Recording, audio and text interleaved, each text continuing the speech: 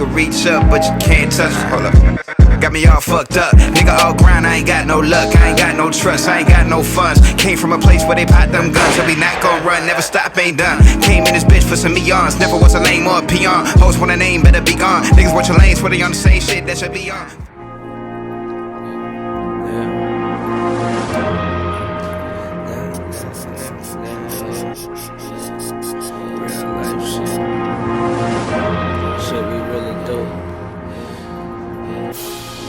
Outside leaning on the Yo, what is going on, everyone? Welcome to part 3 of boosting my GS300. And in the beginning, as you saw, if you didn't skip through, I took off the O2 sensors because they were actually a pain to get off. And as I went through them, I'm not gonna lie, I see that they're not that bad to get off. It's not as hard as I thought. But I said in the last part where I did the intercooler install, I wasn't going to show on video me routing up the piping. And I got it routed up to a significant amount, but it's not connected because, well, I don't have the turbo on for one, and two, I don't have my adapter piece to go from this side to the intake or throttle body, whatever you want to say. And I apologize for the wind noise. I'm right by highway once again. I think this is probably the best spot I could have put my car to do all this extensive work on. So throughout this entire series that this car is going to try to go from NA to being boosted, I apologize for all the wind noise you will probably hear and the road noise in the background. So today, this is probably the most anticipated thing I have had for this entire build up and coming. So other than getting the car running on boost, I've been wanting to get this catless manifold off for so long and put a nice turbo manifold on with a turbo on top of the flange. So that's what we're going to try to do today, and especially in this whole day because it's a Saturday. It's the last day of May 31st. So we're going to try to get as much as we can done today, and you're going to see me go through the struggles. But let's hope it's not too difficult here. Like I said in previous videos, I am not a mechanic whatsoever. The first time I've ever done any sort of mechanical experience was on my own vehicle, which is the GS300. And I've done spark plugs on the SC300. That car's misfiring, so it's the first time I've ever done misfires, or ever done spark plugs, sorry. So as of doing mechanical things to this car so far, I've already cleaned the MAF sensor, which, if you can call that mechanical experience. I've done the fuel rail, as you saw in the first episode of boosting this car. I tried to do the Aeromotive fuel pressure regulator, and it didn't go so well. But going from fuel rail to doing spark plugs to now doing a turbo build, it's kind of a marginal leap. So you guys are going to learn with me. So this is all not fake. This is true, authentic, and I don't fake anything here, as you guys know. So without further ado, let me see if I can get this manifold off and up front. cold, I swear Derek Queen rolled up, very clean, spurs flew over, she got caught up in them wings. We gon' turn a couple corners, talk about a couple things. Preliminaries went great, I'ma let you hit this weed once we on that. To my unfortunate demise, it's starting to rain right now. This is the life. This is what it's like to work on your car in unpredictable weather. You know what I'm saying? But this right here, we're about to take off every single stud. It's gone pretty well. I got this from the hardware store. It was a 14mm, so it actually did the job pretty well. And I'm using these tools that I got from some of the technicians at my job. So yeah, I didn't buy this. I didn't buy this one at all. I had to borrow some. That's how it is. Say that don't be smoking on them streets. Them traffic like to have you in the jam. Well, that's gonna be it for now. Until this rain clears up, I'm not working in this. You know, this is scary because one wrong move and it's over. Now, I don't want to say anything, but we're just gonna hope for the best. And this car is low. Like, it's not in like a stock height car. It's pretty low. It's not slammed to the ground like your average stance car, but it's definitely low.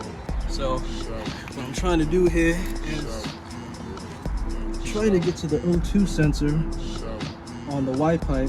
I've been waiting to take this off for a long time, and I need to get to the bolt that goes to the Y pipe. So that's what I've been really just focusing on. So I put some rust-free stuff on there. I'm just gonna let it sit for a while. This is the real DIY. No garage, no lift or anything, just jack stands outside of the crib. This is what it's like, bro. So you just gotta finesse it, and I'll eventually get it off, you know? But you can definitely see the sky from up there. But it's pretty cool. This is the first time I put this car on jack stands here, all on my own actually. And it's scary. It's scaring me a lot. But we gonna make it through. It's gonna all be worth it. So just got out the extendo, that's what I call it. And I think we might have some hope here because this bolt actually came free. So let me get to these two. Hopefully I can get this one out soon. For any of you watching that want to eventually do this on your own solo, since I don't have another person helping me out to improvise, so I do not have a certain wrench that can hold this bolt up here. So I just took a wrench, it just fell out here. So I'm basically holding it from here. I went in the front of the car, I positioned this part so it could go into this nut here, a bolt. I think it's a bolt, it should be a bolt. And it's a 14 millimeter. And I'm not using any power whatsoever. I used to, but then I found out you just gotta crank it. I basically just use it as a normal ratchet, and it should come out, hopefully, because I see this thing freeing up. So I'm gonna do that for both sides, and hopefully the next clip you see is this whole thing taken off.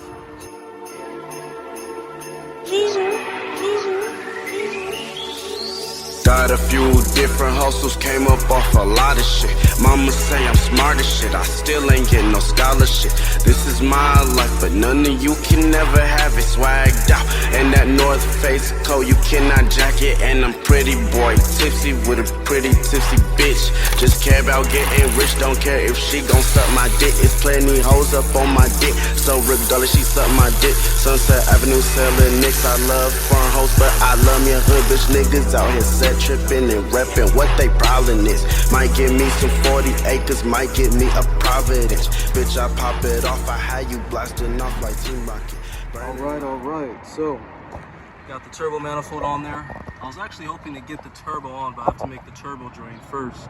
So that will definitely be in the next video. The only problem I have with getting this manifold on is definitely that 5th bolt right there. It is such a pain, I'll tell you. But everything else was pretty easy to put on. It's actually been like the 2nd day since I've done this because I had a lot else in my life going on, so that's why I had to put this on pause. But definitely we're making some good progress, especially for going solo dolo here.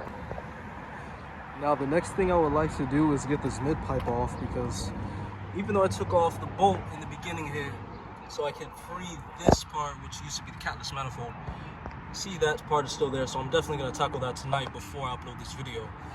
But we definitely knocked out, at least I knocked out, one of the most important components of a turbo build, because the first thing that comes to mind other than the turbo manifold or the turbo is the turbo manifold. So I'm definitely proud of myself for getting this on, and I do need to tighten up this heat wrap because it's kind of coming off, and it's really because of that 5th bolt right there and the 2nd one here. So this eBay manifold, I'm not too sure, but it better sound good as soon as I start it up though. Boy, I'm a fucking plug, and I look 10 o'clock off a fucking truck. Off a fucking drug. I'm off the fucking drugs,